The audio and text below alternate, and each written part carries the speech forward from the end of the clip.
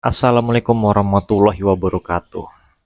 Baru-baru ini kita lihat informasi bahwa Pak Ahok ya mundur dari Komisaris Utama Pertamina, lalu menyatakan diri ke dalam dukungan ke pasangan calon presiden nomor 3. Sebenarnya ini adalah salah satu taktik politik yang dimainkan oleh Grandmaster politik Indonesia yang terkenal pada saat ini, yaitu siapa lagi dan itulah dia Pak Presiden kita, Pak Joko Widodo.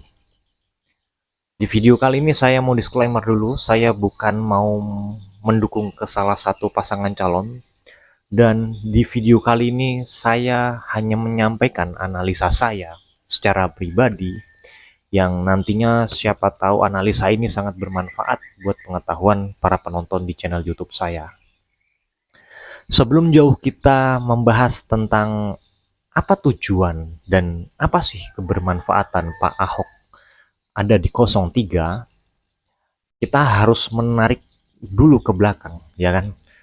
Sebenarnya ketika Pak Jokowi menjadi presiden di periode kedua, Pak Jokowi harus sudah menentukan mana lawan politik potensialnya.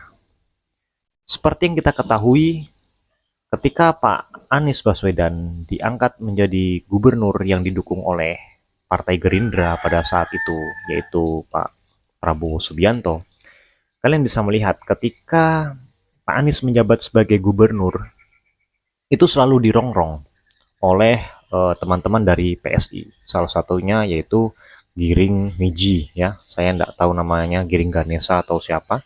Yang jelas, Mas Giring ini selalu mengkritisi kinerja dari Pak Anies Baswedan. Dulu pun juga saya kesal dengan cara-caranya Mas Giring ini mengkritik berbagai macam, bahkan kritikannya pun tajam ke Pak Anies Baswedan. Dan pada saat itu saya melihat Pak Anies Baswedan ini adalah salah satu contoh, ya kan, contoh tokoh nasional yang tetap menerima perbedaan itu. Hingga akhirnya berjalannya waktu, kita tidak pernah melihat Giring Ganesa melakukan kritisi terhadap Pak Anies Baswedan ketika sudah dicalonkan menjadi calon presiden. Dan ujuk-ujuk tiba-tiba PSI merekrut, ya, saya katakan merekrut anak Presiden Jokowi, yaitu Kaisang, langsung dijadikan ketua partai. Ini sebenarnya sangat menarik, teman-teman. Ketika Pak Anies Baswedan menjadi gubernur, itu yang dijadikan pion untuk mengkritisi adalah Giring Ganesa yang ada di PSI. Sementara ketika Pak Anies Baswedan sudah tidak menjabat sebagai gubernur, maka kritikan-kritikan yang dilontarkan oleh Giring Ganesa itu dari PSI sudah menghilang. Yang menariknya, ketika Pak Anies Baswedan dicalonkan sebagai calon presiden oleh Partai Nasdem, di sana berkumpul semua kalangan, termasuk para alumni 212 dan beberapa ulama-ulama besar yang kanan, yang aliran kanan menurut saya, itu berkumpul semua di pihaknya Pak Anies Baswedan.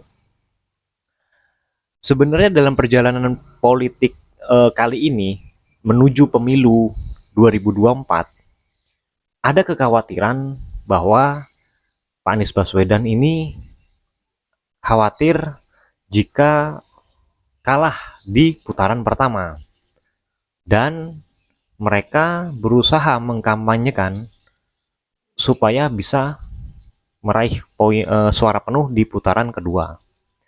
Sebelumnya kalian juga melihat isu-isu yang tidak ada lagi salam 2 jari, 1 jari, 3 jari, melainkan sudah menjadi salam 4 jari. Salam 4 jari ini menurut hasil analisa saya, teman-teman, ya, ini bukan untuk menyudutkan, bukan untuk mendukung salah satu pasangan calon tertentu, ya, saya disclaimer dulu. Jadi isu salam 4 jari ini muncul ketika ada rasa kekhawatiran bahwa pihak 01 maupun 03 harus melakukan rekonsiliasi jika terjadi 2 putaran. Maka itu tercetuslah ide yaitu salam 4 jari, yang artinya 1 ditambah 3 menjadi 4. Bukan lagi salam 1 jari, bukan lagi salam 2 jari, bukan lagi salam 3 jari, melainkan menjadi salam 4 jari. Isu ini sengaja disampaikan ke publik untuk menguatkan bahwasanya mereka bisa meraih kemenangan di putaran kedua. Akan tetapi, dengan mundurnya Pak Ahok dari komisaris utama PT Pertamina dan menyatakan diri bergabung di pasangan calon presiden nomor urut 3, ini membuat beberapa pihak menjadi khawatir. Jadi begini teman-teman, seandainya dalam pemilihan pemilu presiden nanti terjadi 2 putaran, sudah pasti kemenangan mungkin, ya, bukan saya menduga-duga, kemungkinan akan jadi 2 putaran, tetapi baik 03 maupun 01 mereka harus melakukan rekonsiliasi, yang dimana mereka harus bersatu supaya bisa mengalahkan 02.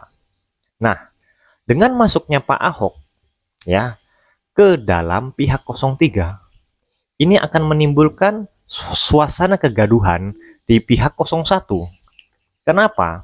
Karena kita mengetahui bahwa mayoritas pendukung 01 itu adalah orang-orang yang ingin memenjarakan Pak Ahok dalam kasus penistaan agama. Jadi, langkah-langkah ini terjadi itu bukan tanpa sebab. Coba kalian bayangkan, seandainya 01 dan 03 itu melakukan rekonsiliasi, pertanyaannya, apakah pendukung 01 rela harus bergabung dengan penista agama?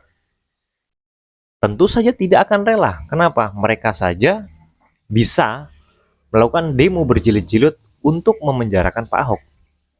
Apalagi nanti ketika pemilu mereka harus menjadi satu kubu, yang dimana tujuannya untuk mengalahkan 02. Tentu ini bukan sembarangan langkah teman-teman. Yang jelas, keputusan Pak Ahok untuk mendukung ke 03 itu juga pasti ada arahan. Bukan serta-merta tidak ada arahan. Ya, walaupun di media kita bisa melihat bahwasanya ini murni karena kegelisahan Pak Ahok, makanya Pak Ahok mau ke 03. Sebenarnya ini adalah salah satu, kalau saya lihat ya teman-teman ya, ini adalah langkah-langkah politik yang dimana pada akhirnya akan akan menghasilkan 2 hal jika sampai terjadi 2 putaran. 2 hal tersebut, yang pertama, pihak 03 dipaksa merapat ke pihak 02. Kenapa? Karena para pendukung 01 tidak mau bergabung ke pihak 03 karena ada penista agama. Itu salah satu kemungkinan yang akan terjadi. Itu yang pertama. Yang kedua, antar partai pendukung 01 dan pendukung 03 mereka bisa berrekonsiliasi. Seperti yang kita ketahui, namanya politik itu harus munafik, ya kan? Harus mengutamakan kepentingan kelompoknya, bukan kepentingan negara, ya, walaupun dibumbui dengan kepentingan negara, ya kan? Seperti itu. Nah, ini kemungkinan yang kedua, 01 pihak partainya akan tetap bergabung dengan 03 dengan kesepakatan antar partai. Tapi apakah pendukung utama mayoritas dari 01 akan ikut mengalihkan suaranya di putaran kedua kepada pihak salam 4 jari tadi itu? Saya rasa tidak. Kenapa saya rasa tidak? Karena para ulama akan menghitung mudorotnya, mana yang lebih besar dan mana yang lebih kecil. Jadi kemungkinan keduanya, rekonsiliasi antar partai 01 dan 02 antar partai pendukungnya akan terjadi, tetapi pendukung utama 01 bisa jadi dia tidak melakukan pemilihan, atau bisa jadi dia juga bergabung ke 02. Jadi ini adalah langkah-langkah politik yang menurut saya sebenarnya ini didesain oleh Pak Jokowi itu sendiri. Bukan saya mau menuduh atau menyudutkan, yang jelas ini langkah-langkah politik dari Pak Jokowi yang menurut saya sangat-sangat keren. Kenapa? Karena ini salah satu cara yang dimana dengan cara tersebut mau tidak mau 03 akan dipaksa untuk merapat ke 02 jika kalah di putaran pertama, atau 01 akan kehilangan pendukungnya karena salah satu calon presiden 01 bergabung dengan 03 yang dimana ada penista agama di dalamnya. Ya, jadi kurang lebih seperti itu teman-teman hasil analisa saya. Jadi tolong saya disclaimer dulu, ini tidak berdasarkan saya mendukung salah satu pasangan calon tertentu, akan tetapi ini adalah hasil analisa saya berdasarkan berbagai macam data dan informasi yang saya peroleh. Dan informasi ini sebenarnya kalian bisa mengakses di berbagai media sosial maupun di mesin pencari yang ada di internet. Ya, kurang lebih seperti itu teman-teman. Semoga saja apa yang saya katakan ini mungkin bisa terbukti salah satunya ya, kemungkinan-kemungkinan dalam pemilihan presiden kali ini. Yang jelas yang mengatur semua itu kalau menurut saya, secara hemat saya, secara analisa saya, itu tidak lain adalah Pak Presiden kita sendiri. Dan jujur, saya kagum dengan Pak Jokowi karena langkah-langkah politiknya sulit terbaca ya. Yang jelas sangat-sangat unik lah seperti itu. Oke, itu saja untuk video kali ini. Terima kasih. Assalamualaikum warahmatullahi wabarakatuh.